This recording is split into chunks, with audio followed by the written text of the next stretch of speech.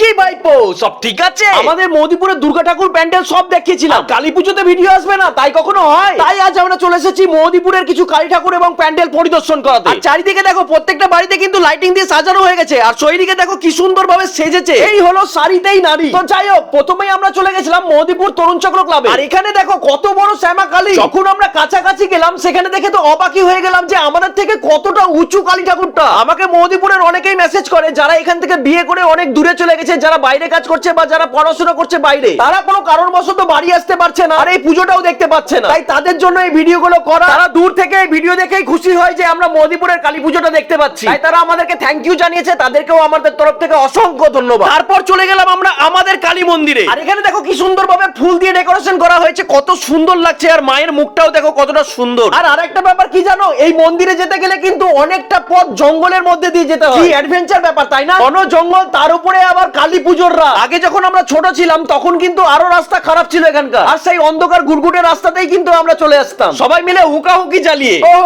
এবার তোমরা বলবে যে হুকাহুকিটা কি? এটা আমাদের গ্রামে চলে, যেটা হচ্ছে পাটকাঠি দিয়ে বানানো হয়। এটা কালী পুজোর রাত্রে বেলা জ্বালানো হয়, সারা বাড়িতে ঘোরানো হয় যেন পোকামাকড় না থাকে, আর অন্ধকার রাস্তাতে কাজেও লেগে যায়। তোমাদের ভাষায় এটাকে কি বলে কমেন্ট বক্সে অবশ্যই জানিও। তারপর আমরা সোজা চলে গেলাম মোদিপুর সিএনএফ অ্যাসোসিয়েশনের কালী ঠাকুর এবং প্যান্ডেল পরিদর্শন করতে, যেখানে কিন্তু প্যান্ডেলটা দারুণ একটা থিম দিয়ে সাজানো হয়েছিল। চারিদিকটা দারুণ ভাবে সাজানো হয়েছিল, দেখে কিন্তু দারুণ লাগছিল। প্রতিমাটাও দেখো কত সুন্দর লাগছে দেখতে। তো চলো আজকের ভিডিওটা এখানেই শেষ করছি। ভিডিওটা কেমন লাগলো অবশ্যই কমেন্ট বক্সে জানিও, আর ভিডিওটা প্রচুর পরিমাণে শেয়ার করে দাও। দেখা হচ্ছে অন্য কোনো ভিডিওর সাথে, ততক্ষণের জন্য বাই বাই।